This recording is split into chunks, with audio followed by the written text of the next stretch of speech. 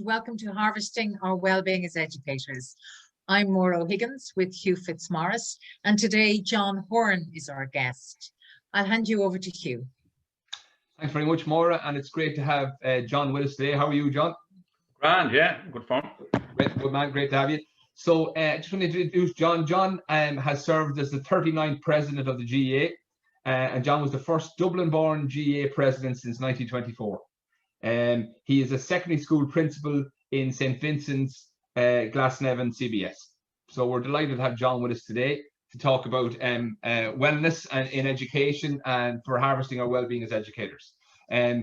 So just to begin our chat today, so we've given John a poem by John O'Donoghue, and it's called "Coming Home to Yourself." And John, if you don't mind, if you could read that out first, that'd be great. Thank you. May all that is unforgiven in you be released. May your fears yield their deepest tranquillities. And may all that is unlived in you blossom into a future graced with love. Lovely. Thanks, John. Brilliant. So, great to have you with us, John. Fair play to you. So, I suppose the first thing I was going to ask you is, we're after come through Easter and we were back in our schools now, thank God. We're all back and students back and teachers back. But I just checking in with you first of all. How are you? How are you as from all this, from COVID and how are you keeping? Yeah, no, I'm doing fine. Just adjusting to different kind of life, I suppose. You've come off a very fast track and very public position into kind of quite readjustment, and it's certainly going at a different pace. And I suppose for the first time in a long time, I actually find myself not somewhat under pressure and not with a big challenge or focus sitting in front of me, you know. So no, it's a period to take off, and I think just recharge batteries and then look at it again and see where we're going to drive on. Brilliant. Yeah. John, I find it really interesting. Hugh, can I jump in with? Of course. Thank you. I find it really interesting, John O'Donoghue's words. May your fears yield their deepest tranquilities, and may all that is unlived in you blossom into a future graced with love. And we spoke before this interview, this conversation, about the fact that you've retired and you're going into the future. And the invitation is to have it graced with love. John O'Donoghue does it for me every time, and he's done it again with our conversation with you. Yeah, look, I mean, even if you go back to the first line where, you know, may all that is unforgiven in you, like, I think in its own way, if you can't leave things behind you, they can often become a cancer in you, and, you know, you'll overanalyze them and they'll only get worse. And I always say of life, the fear of something is far greater than the thing it's actually self, like, you know what I mean? And the more you can get in control of your fears, the better. I think your life will be, you know, far more balanced and equitable in the way you go on. And, you know, everybody has potential to do things, be it in a professional capacity, in a voluntary capacity, you know, that even the simple thing of saying hello to people, like it might brighten up some people's day, because nobody knows where anybody is in their own particular space, and people will always put on the best face they can.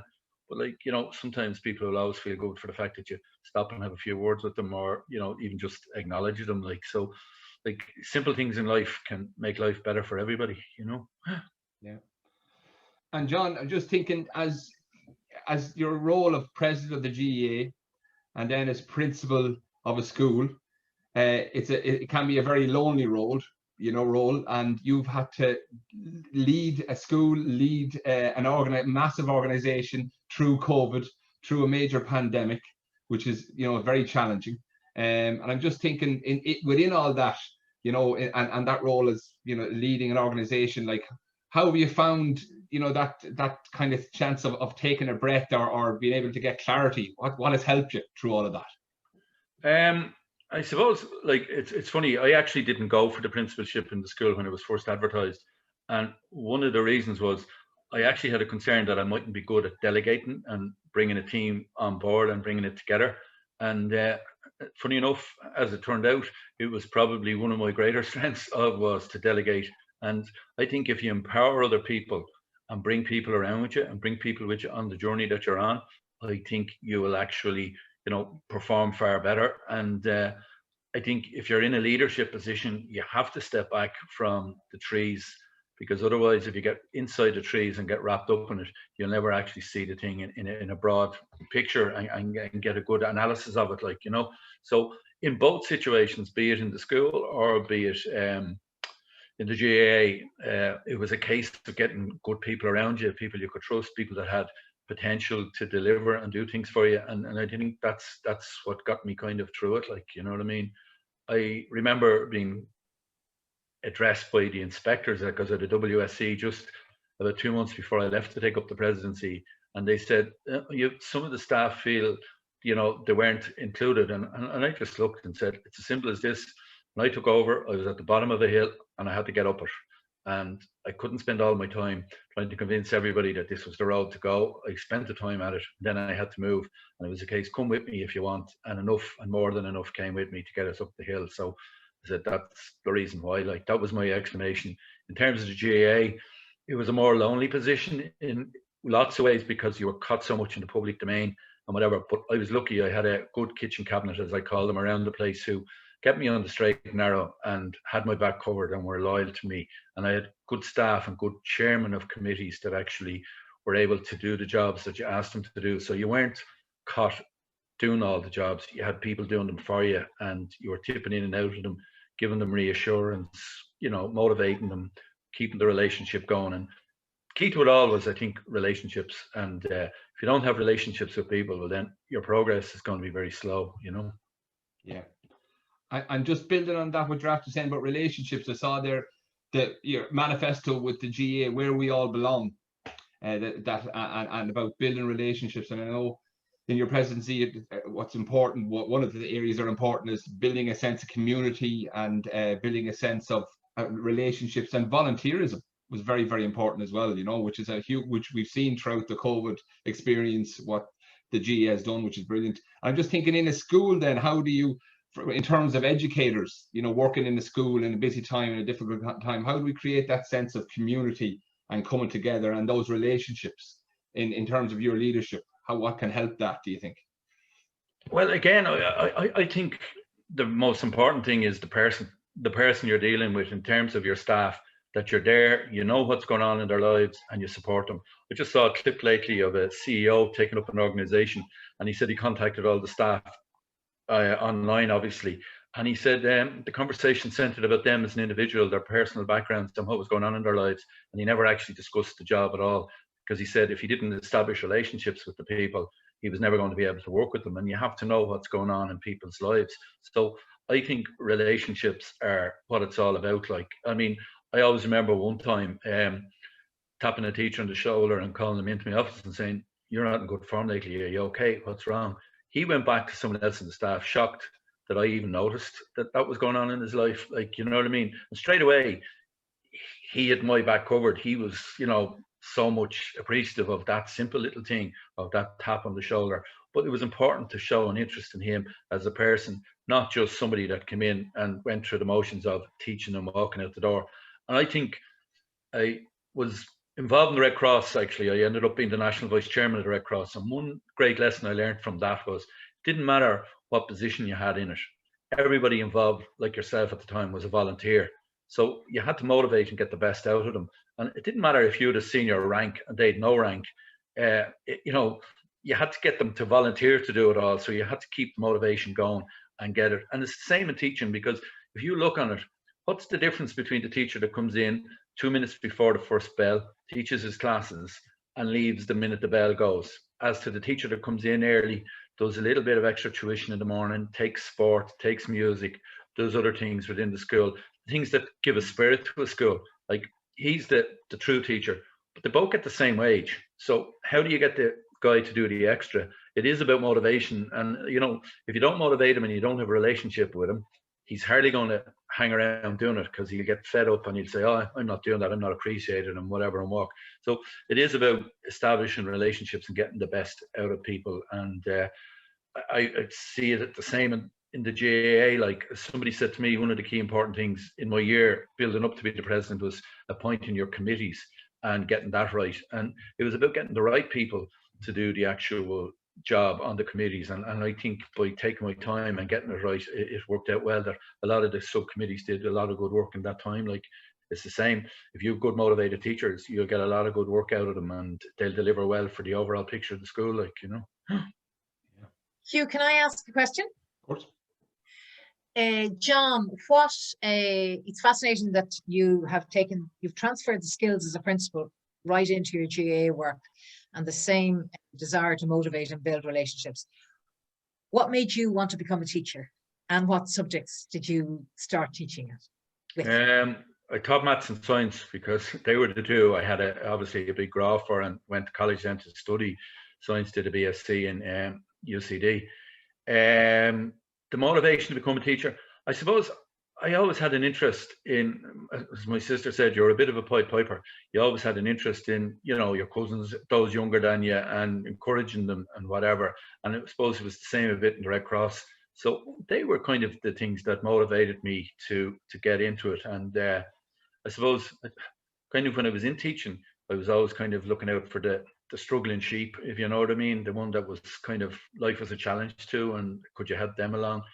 You know, the high flyers, they didn't need so much, they were going well, but the one that was struggling often needed the extra bit of hand. And I suppose I got that kind of ethos out of being involved in the Red Cross, because in my time in the Red Cross, interestingly, like, I would have worked with refugees coming down from Northern Ireland during the troubles in Northern Ireland. I always remember being in the grounds of Clonliffe College, and on a Friday evening, and still the picture sits with me, watching a stream of people walking in the gates, having got the train down to Connolly Station, and they knew they had relations in Clonliffe College, and they came there, and we were putting those people in a big dormitory, lying on mattresses, you know, and moving them on then down to other facilities that they were actually housed in, because just life was so unsafe in the north at the time. And then following that, Vietnamese refugees coming into the country and putting them up in units in Blanchardstown. And, you know, they had huge impacts on me as the person. And ironically, a young lad in the school one day came in to get water for a football team into the staff room. And I just says, what's the background? His mother and his father were two of the refugees that came in on that load of refugees that came from Vietnam as teenagers and ended up marrying. And little did I think that out of that, their son would end up being a pupil in Vincent's, and a great kid, and, you know, lovely young fella, lovely family. So I think those two refugee situations had a huge impact on me, I think, as a teenager growing up, and that, and kind of gave me that notion of, you know, get into a job where you could help people. Funny enough, I was doing computer science, but it didn't attract me to get into that whole world of computers, even though it was in its infancy, and, you know, you probably could have had carved out a good career in it. But no, I was happy to go teaching. Yeah, brilliant. And I suppose what you're saying, it shows how complex, you know, education is today, with the diversity and how inclusive we want to be, and how it has a role of an educator. There's a lot we have to take on board. I'm just thinking, in your experience, your vast experiences, leadership in the G.A.A. and as a principal, would you, and in terms of wellness, and I saw an article before that in the Independent, where you said taking a breath, it's important to take a breath, you know, and to slow down, and you know how busy school life can be now. So I'm just thinking, what advice would you give to educators in terms of wellness and dealing with the complexities and the, you know, busyness of everyday life? You know, and I would have subscribed to this. Sometimes people feel, you know, this wellness and well-being is, you know, that's a sign of weakness, and you know, what's that all about? But in actual fact, I would reflect now on it and say, it's so important. It's so important that you look after the well-being of your staff. If you feel they're under pressure, if there's an issue, that you try and alleviate that as best they can. Like, they come into you, you know, there's an issue at home, they're worrying about, you know, pay and all that. You just tell them, go away and solve it. We'll sort all that out when you come back. Like, that to me is key. From a personal point of view, like, and I've said this before publicly, like, you know, I used to work my lunch hour and grab a 5-minute break, right? And it was so wrong, and I did it for so many years, and I ended up getting type 2 diabetes. And I'm totally convinced a big contributory factor was I just did not take downtime and eat properly, and then carry on with the job. Like, the school never fell apart, you know, if I wasn't there or whatever. And the last deputy, the girl that's in the position at the moment, like, we had a perfect arrangement that we were both on duty at lunchtime because, I mean, it was a 400 boys school and they had to stay in predominantly in the yard, like, you know what I mean? That we were there on duty at that time, but she'd take lunch break before it and I'd take a clear lunch break afterwards. And we knew that and we organised that. Whereas previous to that, I would just grab 10 minutes here or there, and invariably it was never healthy and it was never giving yourself that kind of space and well-being. And the other feature was sometimes when you get into these positions, I feel you get into a bubble. And it was only after a few years in the job I realised that every time there was a break coming up, be it a midterm break or a Christmas break or whatever, Easter, you'd start to get a sniffle or a bit of a cold 2 or 3 days before the break. And I'd honestly believe that was your body just suddenly seeing the gap and starting to unwind, and then you get out of it. So the adrenaline was keeping you going, but then your actually body was calling out saying, look, I have a cold and whatever. And it's just because you were in that bubble and you just drove on, like, you know. So having looked back on it all now, I think people need to take time out and sometimes people were, you know, skeptical of the Croke Park hours, but you know, sometimes it's good for staff morale to go off and organise an event, a social event. You know, we went on kind of bit competitive things where we'd make teams, and suddenly you make people on the staff who may not have necessarily always been in the same corner drinking the same cup, you know, coffee together and whatever, mix together. That can do it good, but it also just gives people a bit of downtime and normalizes things for people rather than the whole stress of the actual school situation, because teaching is stressful, because nowadays kids' social problems in society are far greater and they're brought into school and you're expected to solve a lot of them, and your time frame in which you can actually influence it is small enough, like, you know what I mean? And sometimes you can be the most balanced role model in a child's life, and they lean on you far more than you actually think, and that takes energy out of you. I always remember going to a conference, and I always believe going to a conference, sit back and relax, and if you can't remember something in your head, don't start writing pages and pages of notes, because you'll never go back and read them. And I always remember one conference being at, and the comment was, when you go in the morning, you need your battery full, because in a principal role, everybody is going to pull out that battery all day, from parents to the board, to just the jobs yourself, to children in the school and whatnot. And come the end of the day, you'll find your battery has run down quite a bit, and they expect you back the next day with the battery recharged. So you got to look after yourself and mind yourself in that context. No. And on that, John, like, now that you're in a more reflective period and not as busy, what helps recharge the battery? What for you as an educator, what is the things that help you energize and recharge? One of the great things for me was the G.A.A. Funny enough, that if after a day's work, I might pop in the car and head off to a meeting, Portlaoise or somewhere at Croke Park or something like that, and you'd be in an environment with a load of people who wanted to talk about different things. So all of a sudden you were switched off from all the kind of pressures and the things of the job. And that in itself was recharging the battery, because you weren't mulling over or overthinking the actual situation. I often believe that people who went home and overanalyzed things generally come in with the wrong answer, like, you know what I mean? And people who went home and tried to forget about it often came back with a fresh view to the whole thing. And the one clear lesson I learned from the presidency is, don't do things on a Friday evening when you're tired, or late in the evening when you're tired, because if I got into bother twice with press releases, they were both released very late in the day when people were tired, and the words used maybe not necessarily were the most balanced, you know. Yeah. And just finally, I was going to ask you, I saw this, I know your club is Nafina, and I saw the lovely phrase that you've mentioned before about purity in your heart, strength in your limbs, and action according to your words.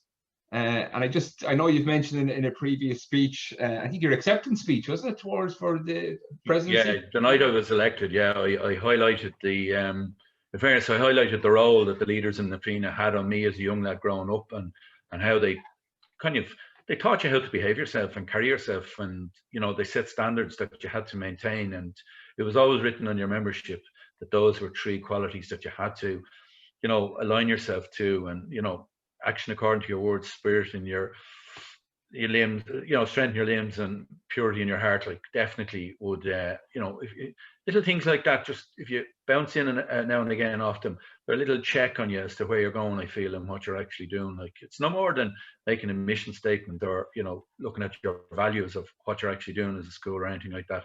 You need to just check in with them now and again. And if you're making big decisions or you're putting a plan together, you need to go and check, does that fit with what we actually have as our values? And if it does, well, then drive on, and if it doesn't, well, then you need to reassess it, Yeah, lovely.